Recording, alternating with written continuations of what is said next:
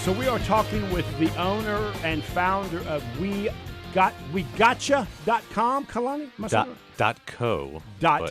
Yeah, we gotcha. That's right. We gotcha. Okay. So Kalani, please say your name and the company name, because I'm sure I'm not doing it justice, buddy. It is Kalani Thomas, just like it looks. I go by Coach Cal more than anything else. Coach Cal. And the name of the business is WEHOTCHA, GOTCHA.co. Okay. And it really is a unique business. I was introduced to you by my brother-in-law. We made you come all the way up to my house, and we sat out on the dock and spoke for about 2 hours or so about your business and the unique nature of the business. So try and describe the fundamental foundation of the core of your business, and then this new business that you started. Absolutely. So I've been a coach now full-time in the Charlotte area for about 6 years. And the one thing I noticed when I started coaching is just how not broken the industry is, but how many issues the industry had as far as finding clients, selling clients, servicing clients, balancing all those things, and doing it in a meaningful way that you can grow a business and prove to people that you know what you're doing when it comes to growing a business. So I started a membership-based coaching business as an alternative to that. And that worked really well over the last couple of years and has kind of grown and changed and adapted. And now the new membership business is WEHOTCHA. And what we're doing is we're a collection of about 30 separate coaches, business coaches, life coaches, wellness, health, you mention it. And what we do is we provide access to all of us, unlimited, as many sessions as you could get in a month or a day or a week or however many you want, for less than $90 a month. And it becomes my burden to make sure that we have enough members that all the coaches on our platform are coaching as often as they can. And we want to just make people a little better 20 minutes at a time. And so that's the whole premise. I spoke with a group earlier this week that said they don't hire coaches because it takes too much time talking to a coach. Coaches are too expensive. And how do I know the coach that I'm paired with actually has the expertise I need?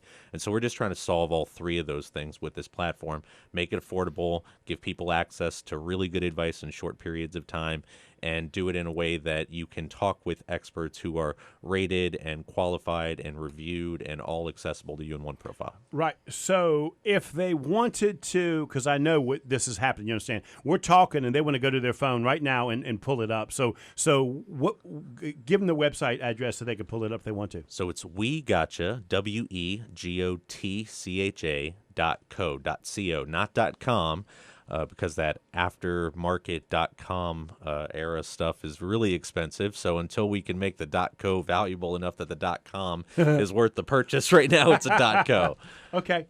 And so where did this come from, Kalani? I mean, the concept of a membership coaching is interesting. You know, it's kind of like a shared jet. You know, what's the name of that company, Matt? I know what you mean. They do that too now with cars, the share car apps. Yeah. And it seems to make sense, but I'm wondering how it works, right? So dig in a little bit. I've got this question or concern.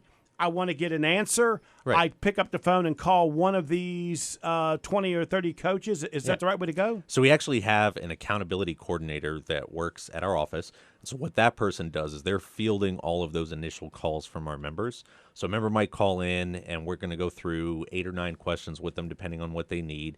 And we're going to come to the decision that, hey, you know, for what you're looking for, the help you need, there's 2 or 3 people on our platform that match. Okay, here's someone that you're calling in about sales. You want to be better at making sales. You want to be better at running your sales team, things like that. Sure, we've got 3 or 4 coaches that do that.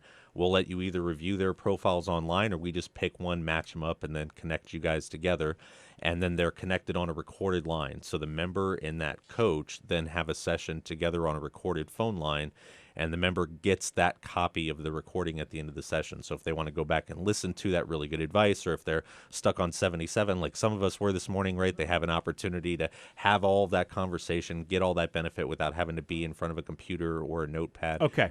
Here's my next question. A lot of times I know that there's coaches, because us small business people, you know, we think we know everything, right? You know, and the coach actually has information or wants to take them in a certain direction. How does this model fit for that? Because that the coach would now be reaching out to the client? How does that happen? Yeah, or does it? So the member reaches out to the coach. That's one of the responsibilities we give our members is, hey, if you're going to be coached, take the initiative and make the phone call, at least call us, right? And so that's what the members are responsible for doing. The accountability coordinators that we have that talk with our members between sessions help to make sure that if a coach gives someone advice that's difficult to act on or they might not have had before, they can actually get that implemented by having someone that helps them and supports them in between those sessions with those credible experts and those coaches that sometimes might even say, hey, there's two separate ways of doing the same thing and accomplishing it.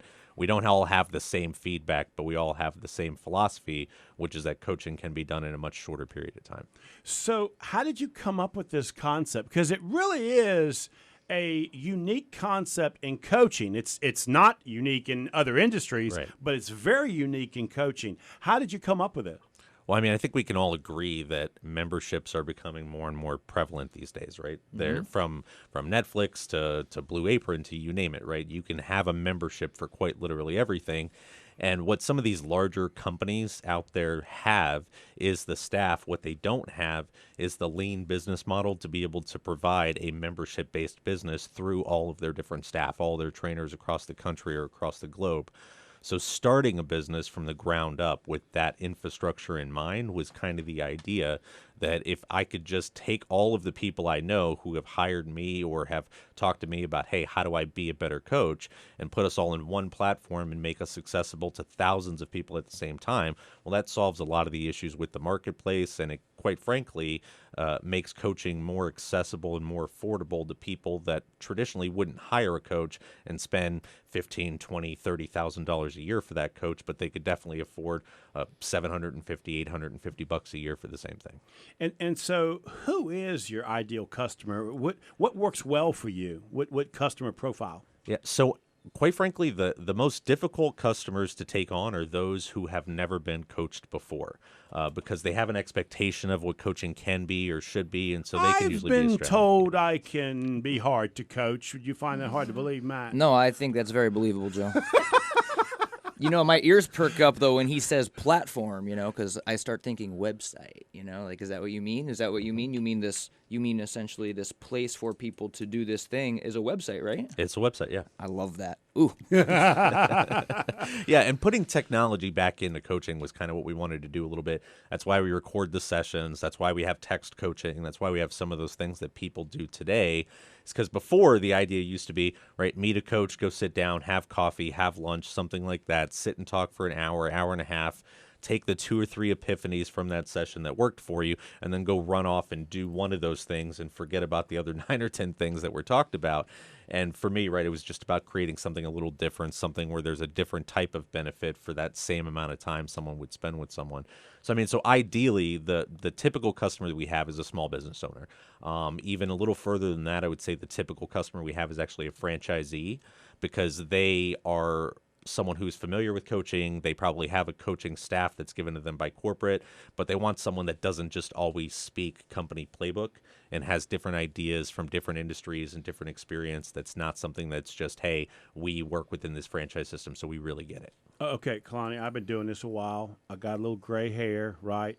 I have spoke to a lot of coaches you can imagine. Right. You a youngster. I am. You have no gray hair. Matter of fact, when we first met, you made fun of the fact that I had gray hair. So he did that, Matt. You said a little gray hair. I don't see any other color hair on your head, Joe. You know, it's funny. Every time I look in the mirror, I still see the 25-year-old. You understand? Oh, do you? Yeah.